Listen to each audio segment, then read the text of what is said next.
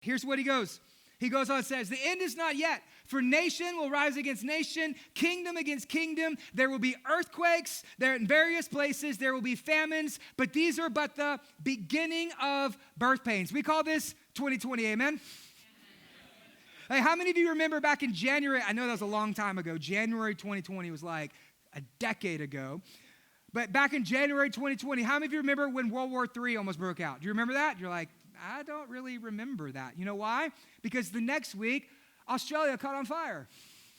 And wildfires devastated pretty much the entire continent. Do you remember that? You're like, no, I don't remember that. Because the next week, there was a cruise liner in the Gulf of Mexico with people quarantined because there was a mysterious virus on the boat. They didn't want to let it out. And you know what that ended up becoming? 2.9 million COVID deaths.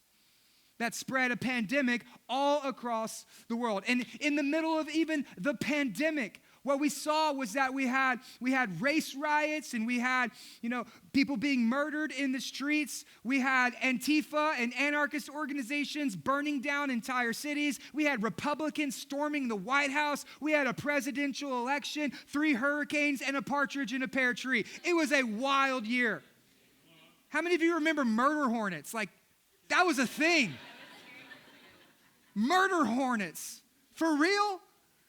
Like, how many of you during 2020, you were like reading Revelation in the fetal position, loading your gun and sucking your thumb? Like, that's you, right? You're like, this is it. This is the end of the world, right? Everybody go buy bottled water, stock up on canned goods. We're out of toilet paper. Hope you like Spam and drinking your own pee. It's the end of the world.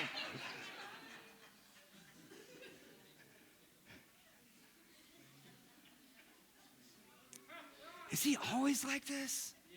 Yes. Yes. I joke, but we all know that person, don't we? And if you don't know that person, you're that person. It's okay, we love you. Welcome to Redemption. Church is big enough for all of us. I kid, but that's actually kind of what Jesus says is going to happen. That in the last days, there will be devastation. And there will be a cataclysm, and there will be a devastation that the world has never seen. So why does Jesus tell us this? He doesn't tell us these things to freak us out. No, he tells us the things so that way we can have faith. He doesn't tell these things so that way we could be condemned. No, he tells us things not so we could be concerned. He tells us that we could be comforted and that we could know that we can trust him and we can believe in him and we can place our faith in him. He doesn't tell us these things so that way we can be anxious. He wants us to be alert. If you're taking notes, write this down. You can be alert without being alarmed. Look at what the word says. He says this right here. He says, when you hear of wars and rumors of wars, do not be alarmed. Don't sell all of your possessions. Right? Don't go in your backyard and dig a bomb shelter and go all doomsday prepper and load your garage up with non-perishable canned items. Like, don't do that. He doesn't say, go do that. No, here's what he says. He says that you can be alert without being alarmed. 19 times in this section, Jesus actually gives us imperatives to be aware, to be on watch, to be alert when it comes to knowing the signs of the end times. And so here's 3 things that Jesus tells us to be alert for, to be on watch for. Here's what he tells us in this section right here. He says this, that there will be wars and rumors of wars. Now, in the last 2,000 years, since Jesus ascended, historians estimate that there have been 1 billion people who have died in battle. Since the time of Christ, there have only been 288 years of recorded peace.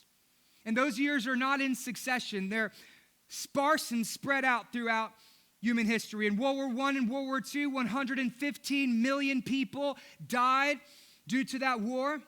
In American history, we have fought 93 wars as a nation. There has not been one president where a war has not been fought. For every president who says they are a peacetime president, it's not true. There has not been one president in our history where there has not been engaged into a conflict. Currently in the world right now, there are 10 wars that are being fought, which means to show that all we know how to do as humans is fight and murder and conflict and kill, and peace only comes when people stop to reload their guns. Kingdom against kingdom, nation against nation, wars and rumors of wars. Jesus said it would happen, and exactly what Jesus said would happen has and is currently happening. He also says there will be earthquakes. It might be comforting to know that the National Earthquake Center records 500,000 earthquakes every single year. 20,000 earthquakes are measured on a Richter scale and get recorded. And just to be able to help you understand, there are 55 earthquakes that are happening every single day. And earthquakes don't have to be along a fault line. They could happen anywhere and anytime. Aren't you glad you came to church? We are on very shaky ground, and it's increasing with earthquakes and natural disasters, tsunamis and mudslides and hurricanes. I remember when I was a little kid, we only had just a handful of hurricanes growing up. I remember one, Hurricane Andrew. That's the only one that I remember. But it seems like every single year there's a new hurricane. Many of you, your homes in the last 2 years have been destroyed 3 times. It seems like every August and September, we have to basically shut down church because a hurricane is coming. Everybody evacuates. By the time we get back, there's another hurricane out in the Gulf. And scientists would speculate that this is only continuing to increase and increase the devastation that's happening. This is why global warming is a thing today. This is why they're postulating that global warming is going to continue to increase until eventually it's going to destroy the world that we're in. And so you have people like Greta Thunberg and like AOC who would popularize climate change. Jesus would agree with them. Yeah, the climate is changing. It's called birth pains. This is exactly what he says in this next place. He says, this is birth pains. And everyone who has had a child would tell you that as the birth gets closer and closer, what happens? The contractions, discomfort, and pain gets closer and closer. This is the way that we're to interpret prophecy. That prophecy started in AD 70, and these signs have continued to happen in every generation leading up to the generation that we are currently in. And they are increasing with frequency because we're getting nearer and nearer towards the last days. That it starts with discomfort and pain and only grows and grows until you eventually reach the penultimate climax of that. Jesus says this is exactly what's going to happen, and this is what we see when we turn on the news, when we turn on the TV, when we turn on social media. This is what we see. Now, remember, the goal is not to be alarmed. The goal, rather, is to be alert, to keep watch, and to be vigilant about the signs of the times. And then lastly, he says, not only will be there wars and earthquakes, that there will be famines. During the 20th century alone, 100 million people died as a result of famine.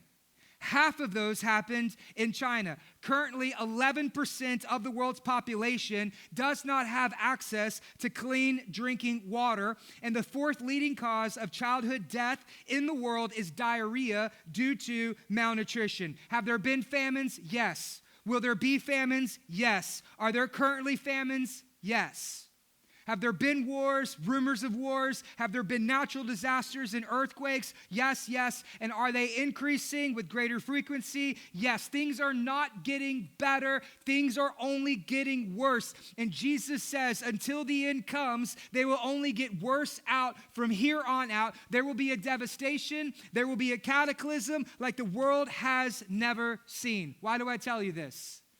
Not to alarm you, but to make you alert, so that you can be on watch and you can be ready and you can be prepared when that day comes. Jesus says there will be devastation.